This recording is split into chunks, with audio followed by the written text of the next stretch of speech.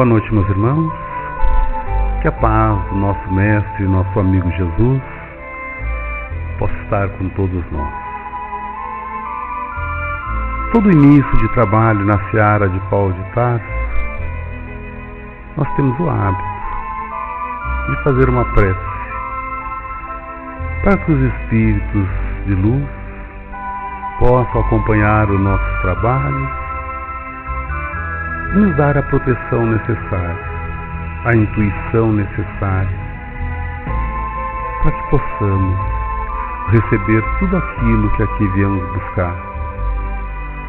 E assim, então, nos preparando para esse início de trabalho dessa quinta-feira, vamos esquecer as nossas atividades materiais e fixar o nosso pensamento no Criador, no Mestre e amigo Jesus, nos Espíritos de luz que aqui estão, agradecendo por mais esse dia e pedindo ao nosso Pai, ao nosso Mestre Jesus, que nos ilumine, que ilumine o nosso irmão Érico, para que ele possa tecer os comentários sobre o capítulo A Fé Transporta a Montanha.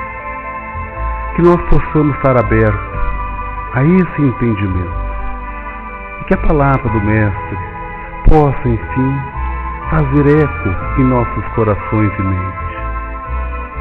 Dessa forma, damos por iniciada a nossa atividade dessa noite. Que assim seja. Boa noite a todos.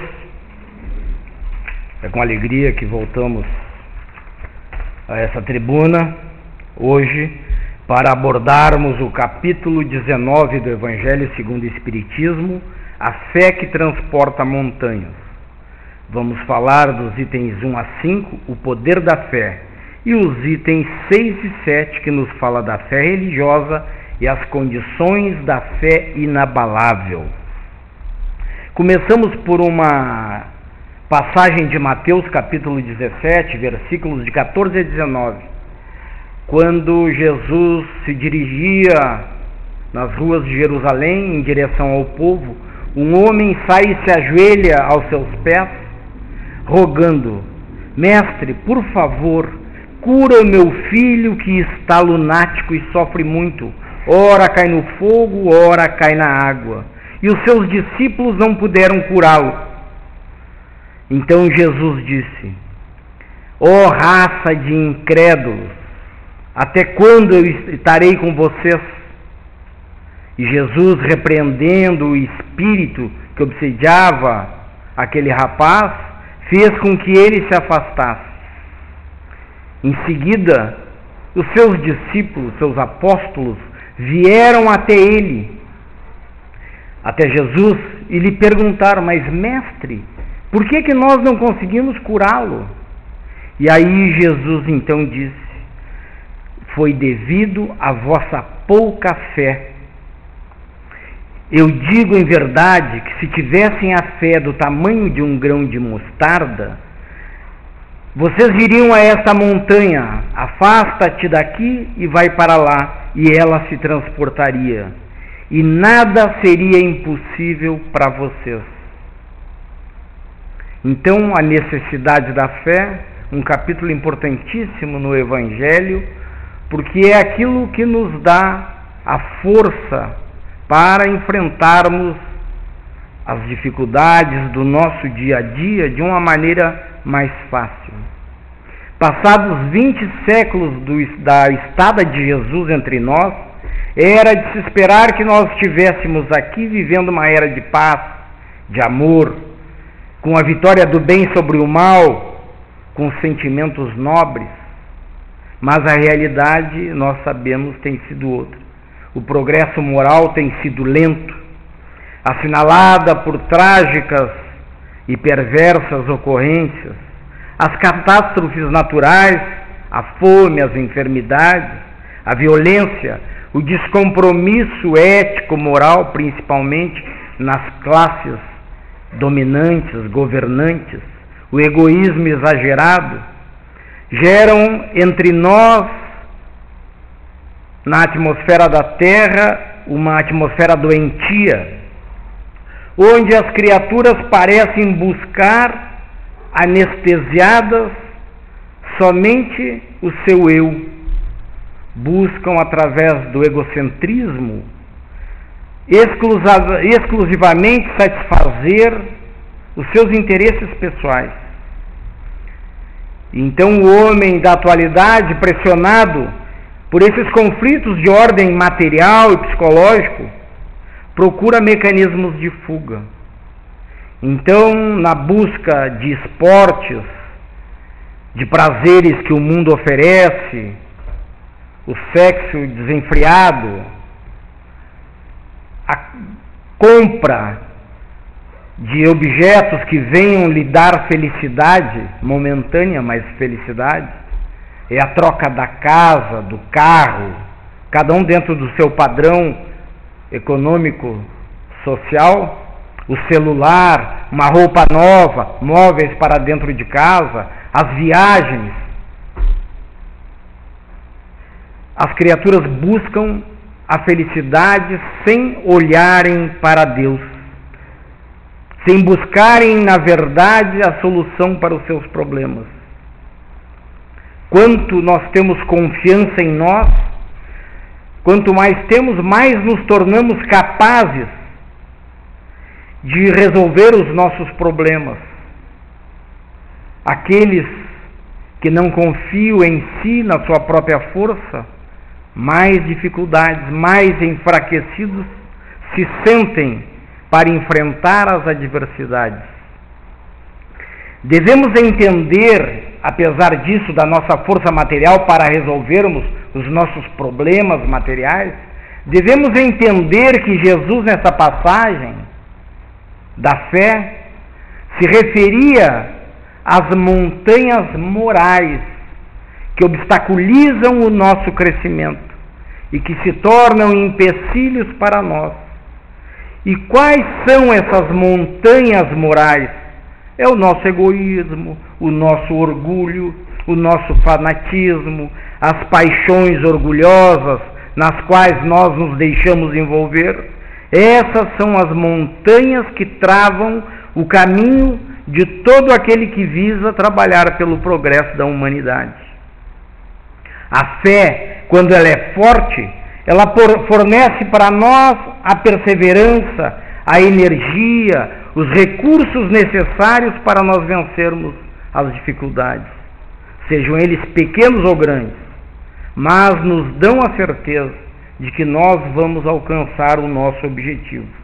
Já a fé vacilante, ela provoca em nós a falta de confiança, bem o contrário, nos dá a hesitação, a incerteza, nos tira até as possibilidades de resolvermos os problemas, porque nós deixamos de acreditar que somos possíveis, que temos capacidade de passar por aquela dificuldade e de resolver aquele problema.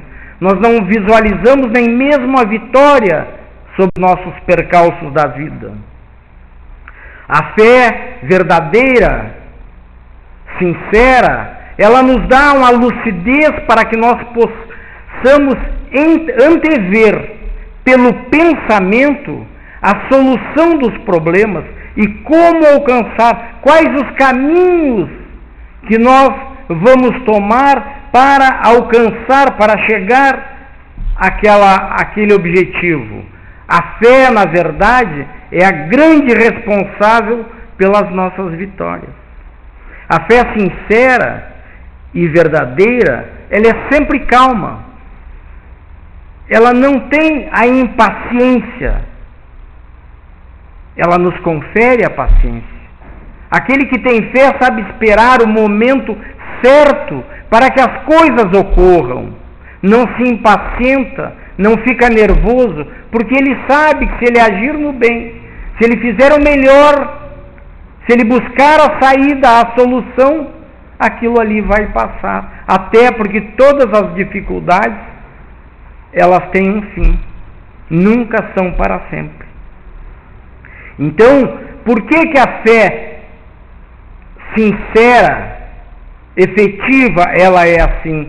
porque se assenta na nossa inteligência, na nossa razão, na compreensão das coisas. Já a fé vacilante, essa já nos toca pelo lado da fraqueza, desestimula o nosso interesse, se torna muitas vezes agressiva, violenta, supre a força de alcançar o objetivo, muitas vezes pela agressividade. As pessoas se revoltam por não alcançar aquilo que queriam, de não ter forças e achar os meios de vencer os obstáculos que a vida apresenta, e se revoltam contra Deus e contra todos. E às vezes, para alcançar os seus objetivos, passam por cima dos outros. Não importa que para alcançar os objetivos tenha que pisar no pescoço de alguém. A calma durante a luta, durante o momento em que nós estamos sendo assolados por alguma dificuldade e precisamos vencer, é sempre um sinal de força e de confiança. Ao contrário daquele que tem a fé vacilante, que demonstra através da sua fraqueza e da descrença em si mesmo a sua falta de fé. Então nós precisamos trabalhar isso, mas esta fé tem que ser conseguida através da razão, da lógica, do bom senso, da compreensão, do entendimento das coisas. A fé verdadeira, ela não é soberba, e nós não podemos confundir soberba com fé. Porque muitas pessoas, não, eu sou capaz, eu consigo, de um jeito ou do outro eu vou conseguir, eu não me entrego, eu vou conseguir, mas nunca se colocam numa posição de humildade, mas com a soberba de que eles podem, que para eles, que eles têm força, não são capazes nunca de elevar o pensamento a Deus, porque aquele que tem realmente a fé verdadeira, ele é humilde, ele confia muito mais em Deus do que nele mesmo. Sabe que ele é um simples instrumento da vontade divina e que nada pode sem Deus. Por isso é que ele é amparado pelos espíritos bons. A soberba é muito mais um sintoma de orgulho do que de fé. E este que é soberbo, que é orgulhoso, ele mais cedo ou mais tarde ele vai ser castigado por isso. A decepção pelos fracassos irão lhe alcançar. E ainda mais a fé, ela tem um poder direto sobre a ação magnética. Porque é pelo pensamento que o homem imprime a sua vontade, que o homem atua no fluido cósmico universal, modificando as suas qualidades e lhe dando um impulso muitas vezes irresistível.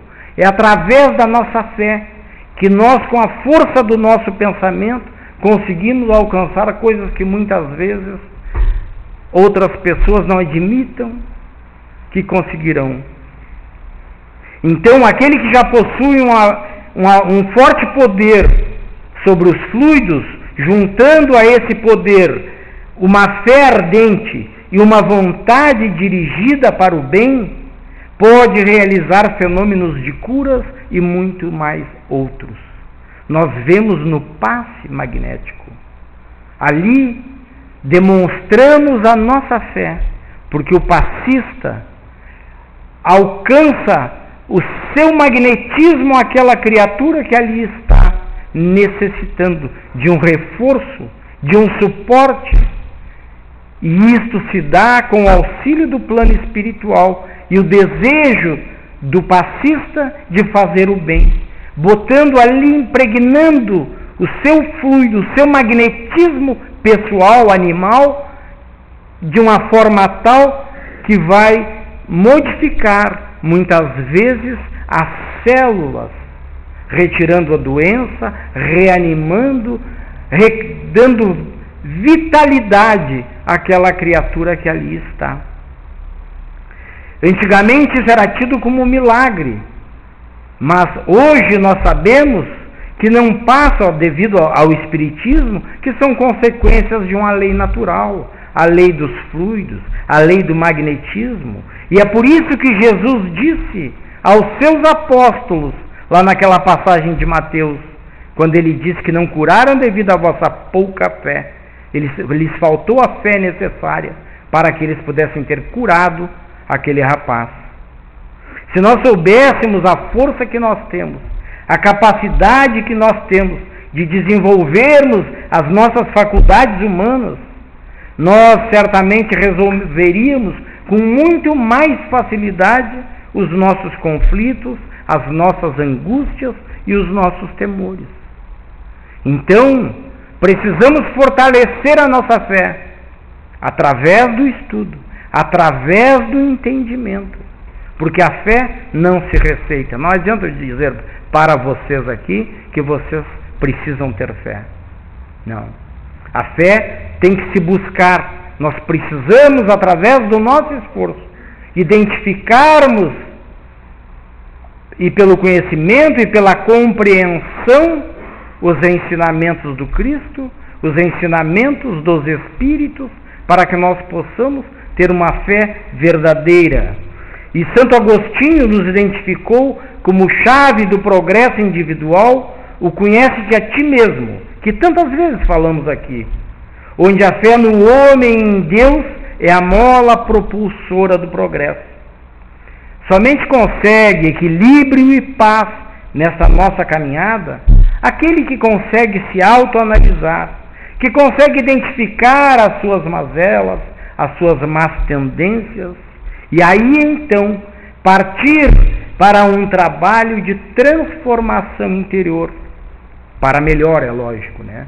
Buscando então, através do autoconhecimento e baseado na fé adquirida, a força necessária para modificar os seus maus hábitos, as suas más tendências.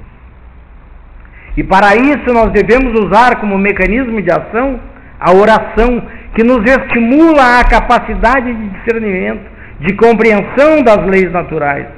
Buscarmos também através da meditação, que nos dá o entendimento, que nos faculta a razão e nos leva então ao crescimento da fé. Deus nos dá as condições necessárias para nós conseguirmos êxito espiritual nessa caminhada. Mas é necessário que nós façamos isso de dentro para fora, numa demonstração de fé nos desígnios divinos e na nossa força, porque afinal de contas somos filhos de Deus, fomos criados para sermos felizes. E nesta caminhada precisamos, através do nosso esforço, modificar as nossas sombras, né? Para que nós possamos então crescer mais rápido.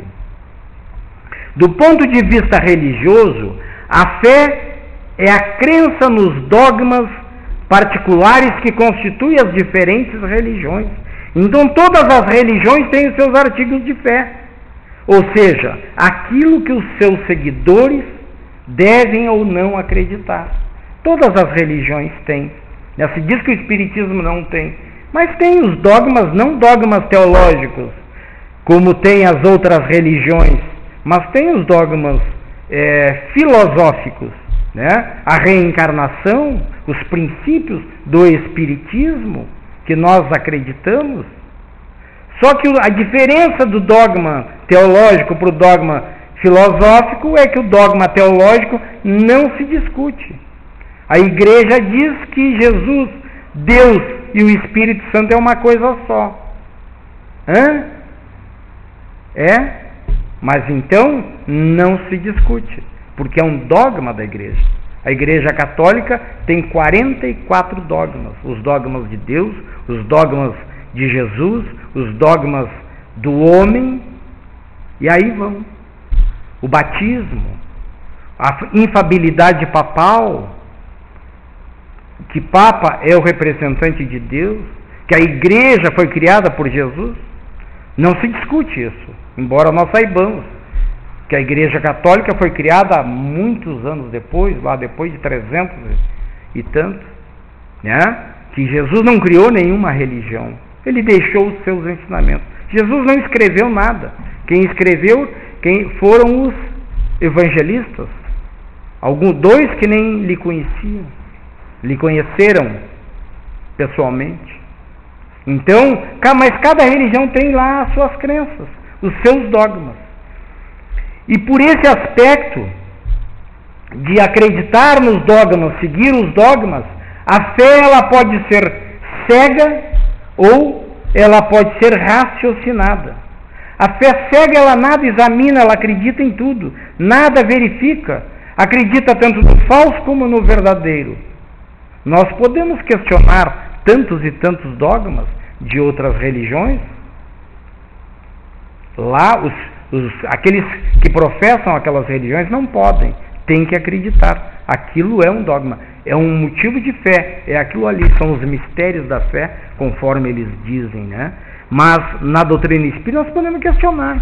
Mas a reencarnação existe? Então vamos provar que a reencarnação existe. Há muitas moradas na casa do Pai, há muitos mundos habitados, existe um intercâmbio entre os dois mundos. Tudo nós podemos conversar e vamos provar aquilo que a doutrina diz, não é? Então a fé cega, ela acredita tanto no falso quanto no verdadeiro, e a cada passo se choca, né, nas evidências e na razão. A grande maioria de nós que aqui estamos hoje não foram criados dentro do Espiritismo, um que outro. Os demais vieram de outras religiões. Por quê? Porque as outras religiões, com os seus dogmas, não mais lhes satisfazem, respondem aos seus questionamentos. E a fé cega, quando levada ao excesso, ela produz o fanatismo, fazendo os fanáticos religiosos. Mas tem uma coisa, quando a fé se apoia no erro, mais cedo ou mais tarde ela vai desmoronar. Grande parte dos fanáticos se decepcionam com aquilo que aprenderam. E não fora disso, é muito comum nós nos depararmos com espíritos nas mesas mediúnicas que desencarnaram dentro de algumas outras religiões, e aí quando chegam do outro lado percebem que não era como as religiões diziam, que aqueles dogmas, muitos deles, não têm fundamento. E aí se revoltam, e chegam revoltadíssimos na mesa mediúnica. Nós podemos comprovar isso pessoalmente. Então, somente a fé que tem por base a verdade possui um futuro assegurado, porque nada tem a temer do progresso, do conhecimento.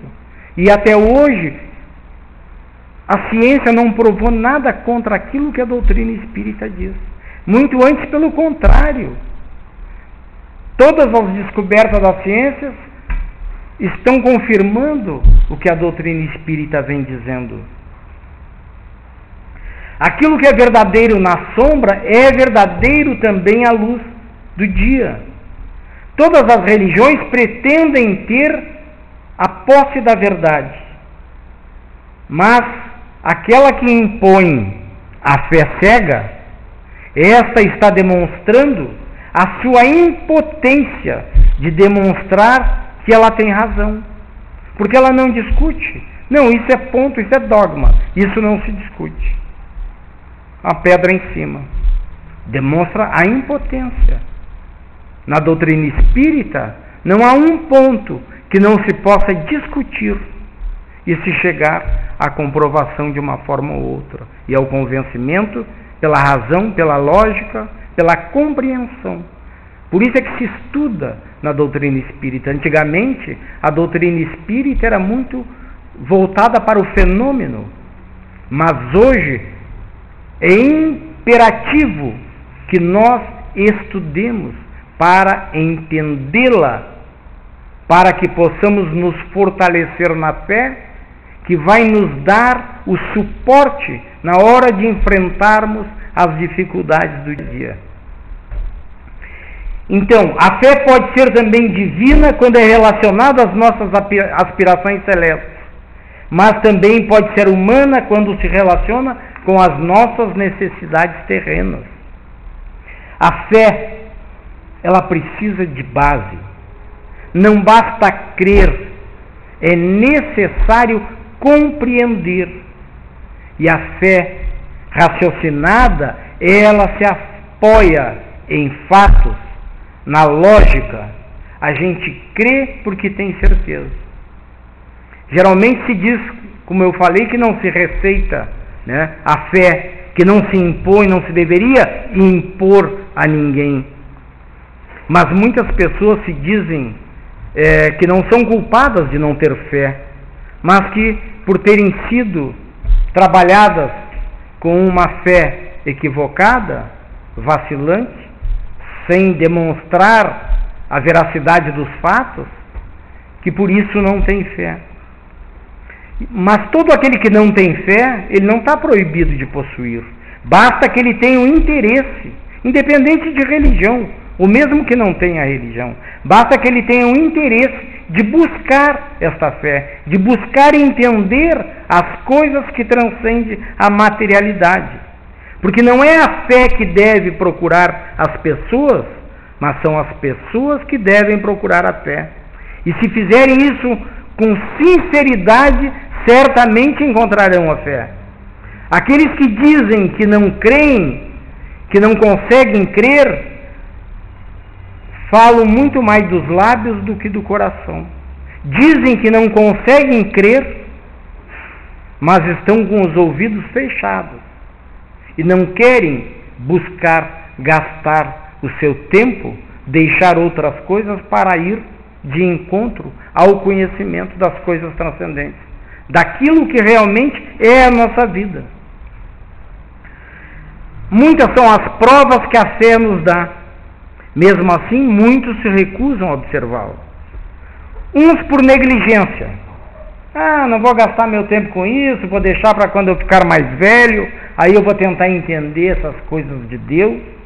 Outros porque não querem mudar os seus hábitos, que a partir do momento que conhecerem as verdades das leis naturais, terão que modificar os seus hábitos.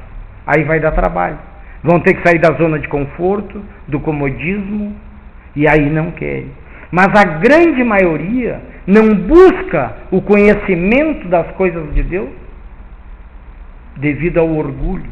Não querem admitir, não querem reconhecer que existe um ser superior, que tem todo o poder, porque eles teriam que se inclinar perante Deus, aceitar os desígnios divinos, que são dependentes das leis divinas.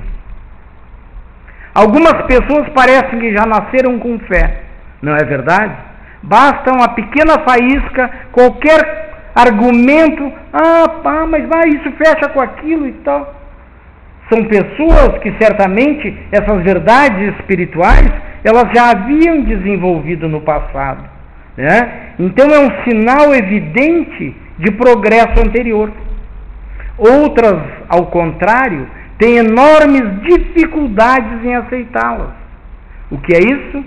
Sinal evidente de atraso, de falta de conhecimento das coisas divinas.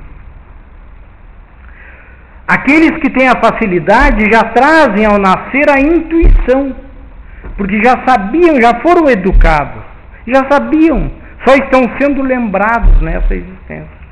Já aqueles que não se lembram, é porque não conheciam realmente, aqueles que não querem.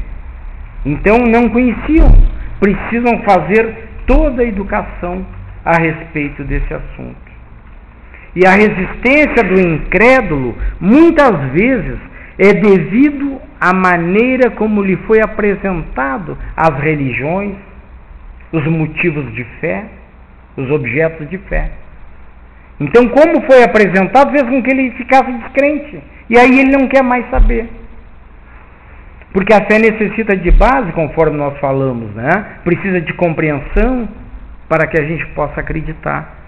A fé cega não pertence mais aos dias de hoje. Com os espíritos que estão reencarnando a cada dia, Não se pode mais admitir um Deus que castigue, um Deus vingador, um Deus que quer o nosso mal, que deseja levar o meu pai, a minha mãe, o meu filho, que quer a morte deles.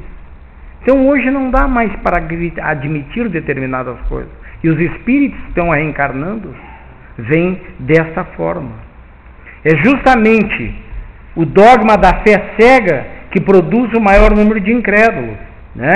Porque eles não querem eles querem que o homem abra mão do seu raciocínio, do seu livre-arbítrio.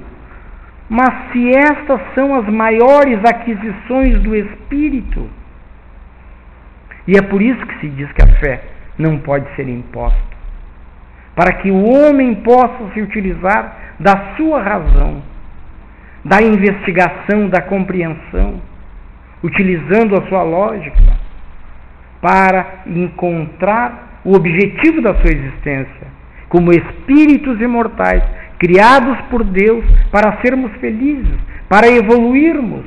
Somos co-artífices dessa existência, deste mundo. Todos os espíritos vão alcançar o grau máximo, e todos nós temos missão, de acordo com o nosso grau evolutivo. A fé raciocinada é aquela que se apoia, como dissemos, nos fatos, na lógica. Ela é clara, não deixa dúvidas. A gente acredita porque tem certeza, e tem certeza porque compreende. Fé inabalável, segundo nos diz Allan Kardec, é aquela que pode encarar a razão face a face em todas as épocas da humanidade. Sempre aquilo que foi dito, aquilo que era, continua sendo. Aquilo que nos foi trazido pelos espíritos vai poder, por toda a eternidade, ser mantido como verdade. E isso nos dá base. E é a este resultado que a doutrina espírita nos remete. Ela nos induz a isso, oferecendo em todas as casas vários grupos de estudo. A literatura espírita é enorme, para que nós venhamos a entender as nossas relações com o plano espiritual, que nós não somos este corpo, nós estamos esse corpo, mas daqui a pouco estamos indo embora para a verdadeira vida. E isso não é porque os espíritos disseram, não é porque o Divaldo Franco disse, o Chico Xavier disse, não é porque o Érico diz aqui, ou o Delcio. Não. Isso nós podemos comprovar, inclusive através das experiências da mediunidade. Logo, a doutrina espírita é uma ciência de experimentação. Então tudo se comprova. A razão é a nossa faculdade superior que é destinada a nos esclarecer sobre todas as coisas. E a razão humana é o reflexo da razão divina. Nós somos seres divinos. Deus está em nós. E nós queremos substituir a razão pela fé cega é ignorar que a razão e a fé são solidárias e inseparáveis, que uma vivifica a outra, e a união de ambas alarga o nosso pensamento e harmoniza as nossas faculdades, e nos traz a paz interior, porque nós passamos a enxergar muito mais longe, alarga a nossa visão. Eu vou morrer? Não, eu não vou morrer. Eu vou dedicar todas as minhas energias para essa vida material? Não, vamos com calma. Eu vou viver a vida material porque eu estou aqui no mundo material. Mas eu preciso me preocupar com a vida espiritual, que é a minha verdadeira espírita, minha verdadeira vida. Eu sou um espírito que vou continuar a minha jornada sem esse corpo. Não mais como Érico, mas como um espírito de Deus. Então, a fé depende de nós, porque nós trazemos como espírito a certeza, Deus está em nós. O canal da fé vem de lá para cá. É como a energia passa ali na parede, mas se nós não ligarmos a tomada, o ventilador não vai funcionar. Então nós precisamos buscar, desenvolver a fé, através do conhecimento, da compreensão dos fatos que transcendem a vida material. Nas horas mais conflituosas, nas maiores dificuldades da nossa existência, é que nós precisamos nos apoiar na fé, porque ela nos permite transformações de vulto diante da dor. Quando nós temos fé, nós estamos dividindo a nossa dor com Deus. E aí fica mais amena, fica mais fácil de nós passarmos, superarmos essas dificuldades. Aquele que não tem fé, como já falei, ele expressa pela violência, pela agressividade muitas vezes. Mas aquele que tem fé, ele expressa pela ânsia de libertação, de se ver livre desta vida, desse corpo. Se expressa pelo sentimento íntimo de que aquilo ali vai passar. O caminho vai parecer muito mais curto e muito mais fácil para aquele que tem fé do que para aquele que se revolta. Por que com o meu filho? Por que comigo? Por que não com o vizinho? Ora, mas somos 7, 8 bilhões de espíritos encarnados. A cada minuto, milhares de espíritos desencarnam. Eu escutei uma palestra do Divaldo, 7.000 espíritos por segundo, ou por minuto, uma coisa assim. Não me lembro bem do número, eu não ia falar, mas... Então, quantos desencarnam e por que não comigo? Por que não na minha família? Por que a doença não pode ser em mim? Ou num familiar, em alguém que eu amo? Tem que ser no outro. Aquele que tem fé vai saber entender que nós estamos num mundo de provas e de expiações. Então, precisamos passar pelas provas. Precisamos expiar. Não estamos aqui de férias. Quando está tudo bem, tudo bonitinho, é que o chicote está subindo, minha gente. Daqui a pouco ele vai descer.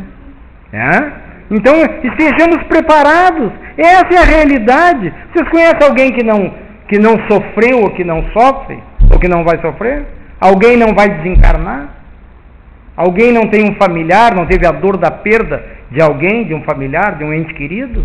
Todos nós sofremos, não importa se é rico, pobre, se é com saúde ou é doente. Todos nós sofremos. Então precisamos estar preparados. Mais cedo ou mais tarde, todos, espontaneamente ou à custa de sacrifício, vai ter fé. E aí, com fé, nós percorreremos com muito mais firmeza esse caminho da evolução. Por isso, meus irmãos, que nos momentos de dificuldade, não vamos nos permitir o desequilíbrio, vamos preservar a serenidade. Por quê? Porque todo momento de dor e de dificuldade, ele é um momento transitório. Na vida, tudo passa. Também passa. Então é um momento transitório. Não vamos perder as esperanças. Não vamos desanimar. Mantenhamos a serenidade. Ficará mais fácil de mantermos o equilíbrio e nos ligarmos com os planos mais altos da vida para alcançarmos forças necessárias para superar aquele momento de dificuldade. Oração, caridade, amor, resignação, isso deve apontar o rumo que nós temos que seguir, o nosso norte. Deveremos perseverar até o fim dos nossos dias, por mais longa e mais escura que pareça a nossa noite, vai raiar a madrugada de bênçãos. Podem ter certeza. Por maior que seja o nosso problema, amanhã será melhor. Não tenhamos medo Não nos deixemos afligir em demasia, porque somente nós seremos alcançados naquilo que for necessário ao nosso processo de evolução. Então Deus não pune ninguém de graça. Deus não pune. As leis divinas são educativas e não punitivas. Então ninguém vai adoecer se não precisar. Ninguém vai ter a morte de um ente querido se não for isso necessário. Ninguém vai passar por uma dificuldade de provação social, econômica, física, se aquilo não for o necessário para ele. Nós não temos tudo o que queremos, mas certamente, porque as leis divinas são sábias e Deus é bom e justo, nós temos sempre aquilo que necessitamos para efetuarmos a nossa caminhada e alcançarmos o objetivo maior, que é a nossa evolução, o nosso progresso como espíritos imortais. Então, mesmo nos momentos mais difíceis, mesmo que a morte nos ameace ou ameace alguém que esteja muito perto de nós, vamos manter o equilíbrio, porque nós ou aquele viverá muito mais além, viverá muito mais além do corpo. Tenhamos isso em mente. Não vamos esmorecer perante as dificuldades. Vamos desenvolver a nossa fé, porque ela nos fortalece, nos dando as energias, a vitalidade e a certeza de que ninguém está sozinho. Nossos espíritos protetores, espíritos familiares, Jesus, estão no comando. Ninguém passa por aquilo que não precisa. E nada é definitivo. Nada é para sempre. Tudo é passageiro. Na vida tudo é passageiro. Menos o cobrador e o motorista. O resto, tudo é passageiro. Muito obrigado pela atenção. Que a paz do Divino Mestre esteja sempre conosco, nos amparando e nos iluminando em nossa caminhada. Que assim seja.